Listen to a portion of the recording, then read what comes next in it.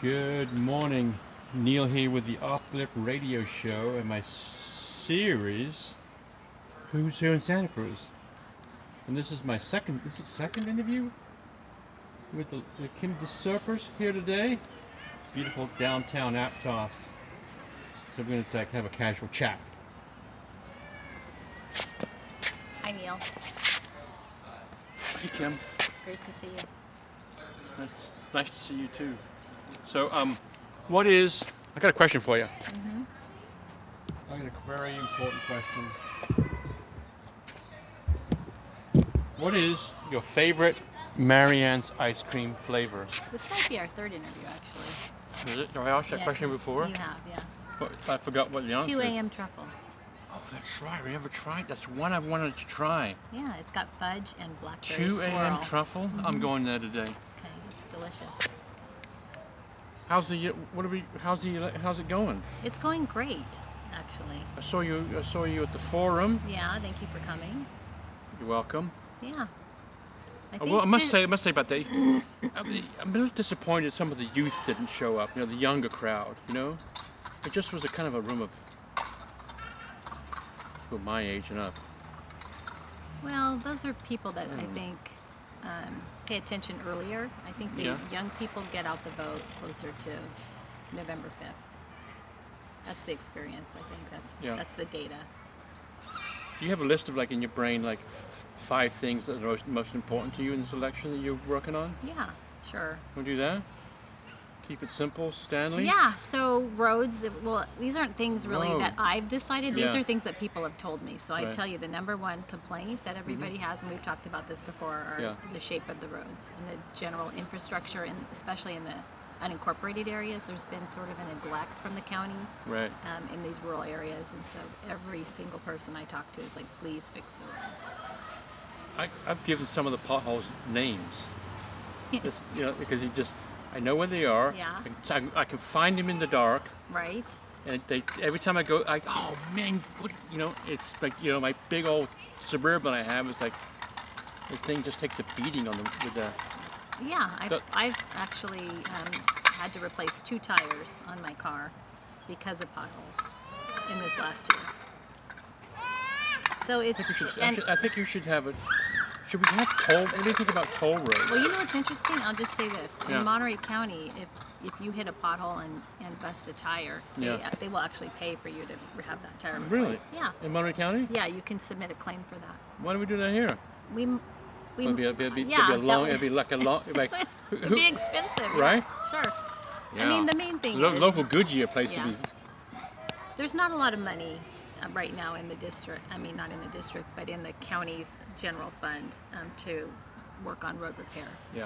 I think I saw that the Biden administration just released several $billion that rural areas could apply to for infrastructure stuff. So I'm hopeful that we can get a piece of that. Measure D, Measure K I don't know are also going to provide I live some money. I live right here on SoCal Avenue, Yeah. right just off of SoCal Avenue. They've been working on that road forever, and God knows how much they spent on it. On what? Why are they? Well, we talked working about on, this last why time. are It's they just, there's safety improvements with sidewalks and better striping. There's like and 3 people use a sidewalk a day down there. They're all What- riding their e-bikes, which is let's talk about that, right? Apparently, Oh, there's no. an e-bike station that's going to be down here too that people can rent. Rent e-bikes now. Right. Yeah. Well, people are concerned about e-bikes because they don't appear to be very safe, and we see a lot of There's kids. there's gonna be e-bikes there's going gonna be a fast. bad accident one of these days, and it's gonna be a shit show, you know. And like Yeah. you know what? Well, I think that's already happened. Yeah. I was reading where some insurance companies won't insure your house if you have e-bikes within the house. Well, how would they know? Don't know. I don't know. But that's the second Maybe thing. I dreamt that. I think I read it though. That's the second thing that I'm concerned about is public safety, especially out in these rural areas, because we don't have good connectivity. They're saying they're going to get rid of our landlines. Right. We can't use our cell phones. We have horrible internet access.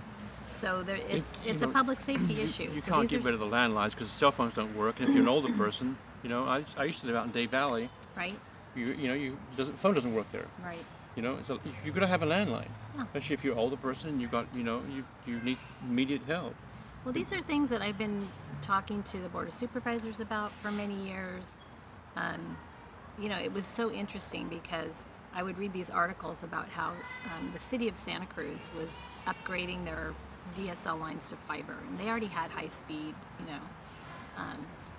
connectivity there. Right. But then they were going to make them even higher speed. And I thought, you know what, here we are out in the rural areas, and like the only thing I can get is a satellite link. Right. Right. Which is like Just checking. super expensive. Right. Right. Well, looking like a charm. Looking like a charm. So what else we do? So e-bikes. Talk about that. Do you have one? No. I have an e-bike. I don't have time But for an e-bike. You know what though? Let me tell you something. If I Do you drive love it, it? it's quicker Yeah. to get around on my e-bike than it is by a car. And mine you have to pedal. It's very little assist, very little assist. So it's a good workout. I get great mileage, That's great. right? I think for a lot of people, they love them. And you can get around quicker. Yeah. I think people love them. I think they're not polluting. They get you from point A to point B. What I see when I see young people on e-bikes, I worry about the speed they're going, Yeah. their failure to understand traffic signals and signs and that kind of thing, Yeah. because I think it's not safe. But then the other thing is I think kids should be moving their bodies. And so that's what I worry about, is that they're not moving their bodies sufficiently. Who are the people giving their kids these 60-mile-an-hour bikes? I often think of that myself. I don't know. I think, because I don't think I would have allowed my kids to ride an e-bike, especially around Aptos, where there's, it's just not safe, the bike lanes. Right. We don't really have the room on the roads for bike lanes. Yeah. Do you want to chat about vacation? My friend asked me to talk to you about vacation rental. What does your friend think about vacation? Well, he has a vacation rental company, so it's... Oh, so I know where he stands. Okay. Yeah. Well, to the extent that we have essentially two industries or two economic drivers in Santa Cruz County. One is agriculture and the second is tourism. I don't know what order they're in, but our general fund receives a lot of money from the transient occupancy tax. Right. And the other thing is vacation rentals bring a lot of tourists Yeah. here into Santa Cruz County. And those tourists spend money at our restaurants, in our shops, at the grocery store. And so it's not just about the transient occupancy tax, it's about all the money that is spent here from people who want to come over the hill, even from the Central Valley, and enjoy our coast. Yeah. So I think it's an important economic driver, and I worry about that. Having said that, I just met a couple who moved up here from Carmel, and they said the reason they did that is because they were very lonesome in Carmel. Yeah. You know what? Because they're all empty houses or vacation rentals now, and they just miss that sense of community. So I don't know if we can strike a balance there, but anyway, that's how I feel about it. Okay. I think it's an important economic driver. What am I, 67? In 20 years, I'll be 97. Do you think I'll be riding a train in Santa Cruz County to get from Aptos to downtown? We'll see. Do you think I'll be on a train? We'll see. So in January, and I've said What do this you a mean? bunch of times, in January there's a feasibility study coming. I think the very final feasibility study on whether or not this county can afford to put a rail in. I've always said if it's feasible, I'll support it and vote for it. Yeah. However, what I'd like to see immediately, and especially in this mid-county and South County area, is let's put a trail in now while we're waiting, because it's going to take decades. Even if it is feasible, it'll take decades to build it. Okay. But let's put a trail in now so we can get people safely all up and down the county. Yeah. Yeah. I know a lot of people in this town. Just think I'm blessed to live here. Yeah. But I don't know any person that's come up to me and gone, got a great deal on a home. Low-income housing thing is just fantastic. I just got this great deal. I don't know anybody. So what's going on with low-income housing? What do you call it? Well, we need more housing at all different price points, right? We need super low, moderate, and market rate. Who's subsidizing the cost, though? Who's subsidizing that? Who's subsidizing it? Well, we have to put it in. So the state has told us unequivocally that we must put in, in the unincorporated areas, about 5,000 units of housing needs to go in, and it'll be a lot of it for moderately priced, and most of it affordable, and some of it market rate. So I heard one on the radio. I listened to the radio yesterday, and they're talking about this one this Mission Street, which is not in your area, I must admit, but there's not tearing down 3 houses and putting up this big, another one of those big, high rises with like, like 3 4. or 4 Look floors. at this. This is 3 floors where we're sitting now, and it's nice, right? It was. I mean, but the one they're talking about on the radio yesterday was like there's 80 units and like only 25 parking spaces. What? What do you do with your car? I don't know. I'm not following that, but they probably want people to use public transit, right? And they want it to be walkable. So it's in an area where there's a little supermarket, restaurants, stores, etc. And that's what I think where we'd like to go is to make these areas more walkable for everybody, so that people could actually. Downtown Santa Cruz looks like Manhattan.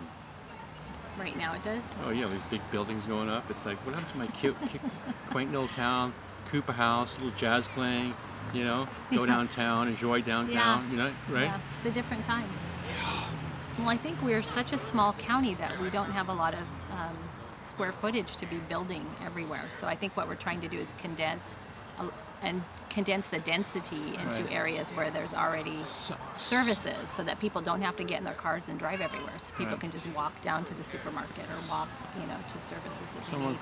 told me we're a small town with big town problems. It's probably true, yeah. Are you glad you joined in the fight to become supervisor? Yes. Got some energy left? This is the biggest. This is. Well, this is interestingly enough, what is it? November? Yeah. We're in the home stretch right now. Yeah. So we have about, I think, 37 days, but who's counting today? I've been campaigning for more than a year with. How many doors you knocked on? Many. And I have a lot more to do, actually. But we have a lot of canvassing, a lot of people walking for me, and then I'm actually walking myself.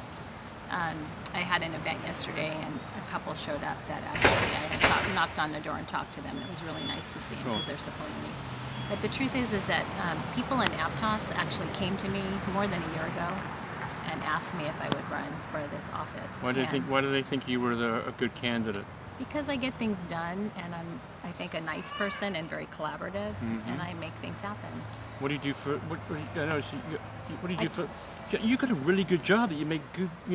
Yeah. Like you do well. Well, so what I was going to say is that I've been campaigning more than a year and working more than full time in the hospital because I'm a manager, right? So I don't leave the hospital until the work is done every day. So it's not easy to work full time and campaign because I have stuff every weekend, multiple events, things at night. Have to be completely responsive to emails, texts, phone calls, that kind of thing. Yeah. So yeah, that's been it's been super interesting. I've been really lucky to meet very nice people. Yeah. That's the best part of the campaigning is meeting really great people. Yeah. Yeah. You gonna win? Well, I've got more than 680 endorsements, the vast majority of them from District 2. So I think all systems point to that I'm doing great.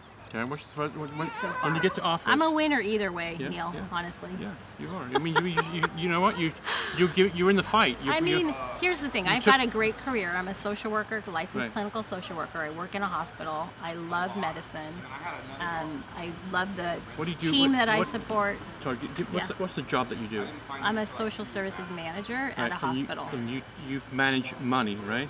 Budgets. Right. Well, I've governed on the Pajaro Valley Unified School District for 14 years. Okay. So I've governed a budget of about $331 million, and every year we balance that budget. Okay. I didn't mean to and try to give people raises and keep their health benefits and their benefits intact.